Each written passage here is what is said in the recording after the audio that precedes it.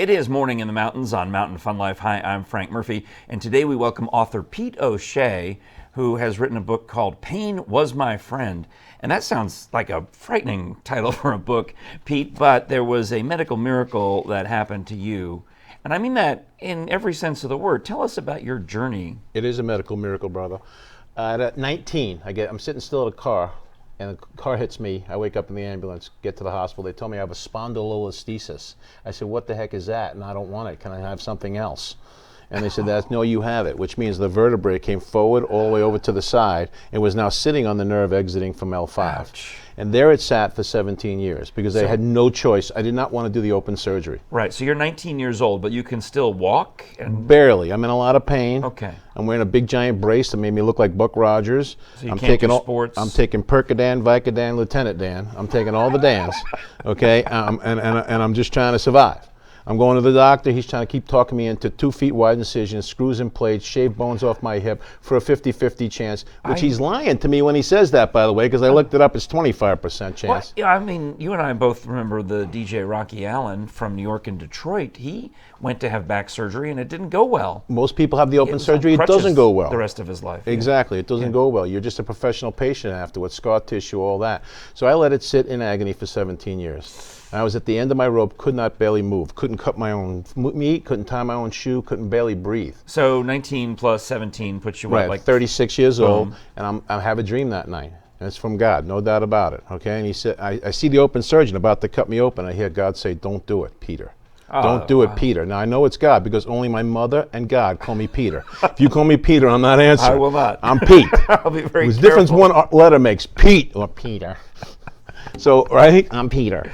So, and he says to me, there's a man out there that does back surgery different. Go find him and tell him to help you and to give you a job afterwards as his spokesperson. So together you can cure thousands. That's a pretty deep vision. And then God, very specific instruction. And then God says to me, tell him failure to assist you will lead to his eternal damnation. And so that's wait, when the this dream is ends. coming to you in a dream. In a These dream. very specific instructions. Now you wake up, you're 36 years old, you have no idea where there's a guy.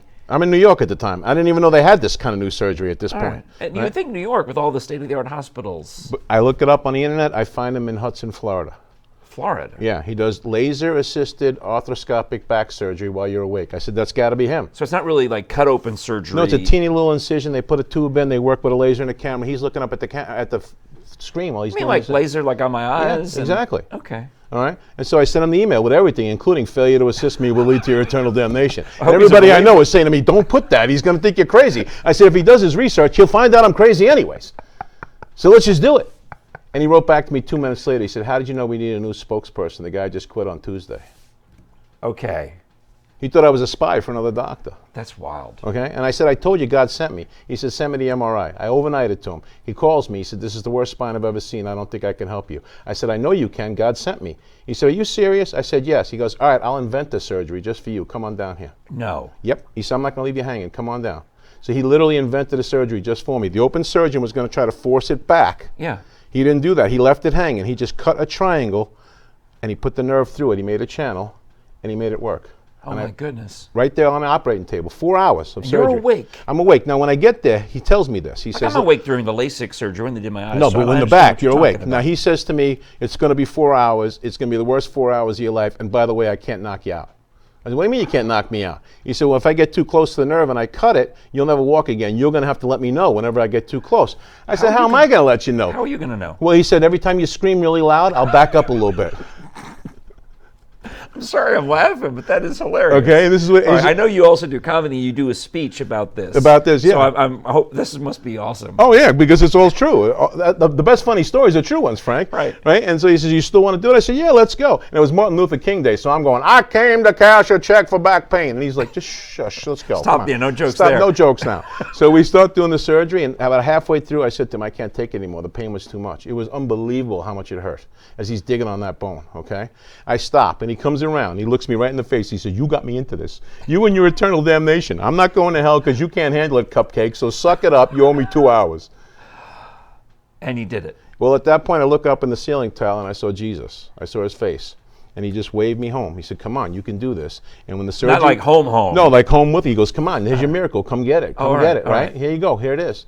And so when the next 2 hours was over, everybody else left, he walked to the other side of the room and he goes, okay, tough guy, you want the job now? Walk over here.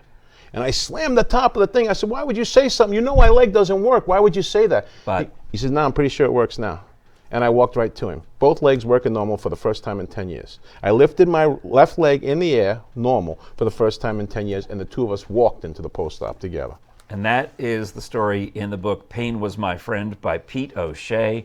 And we can find this online. You can go to painwasmyfriend.com, or my wife and I also have the Healing Tour. Go to thehealingtour.us, or check us out on Facebook, The Healing Tour. She has a book, too, called Scars That Heal. We work together and do something called The Healing Tour, where we show you your miracles right there. All you got to do is ask for it. If you believe, he'll bring it. I am blown away. Thank you, Pete. Frank, thank you. Come back Appreciate again. you. We got to talk about your comedy career Anytime. and everything else. All right. You're watching Morning in the Mountains on Mountain Fun Life. More of the show right after this.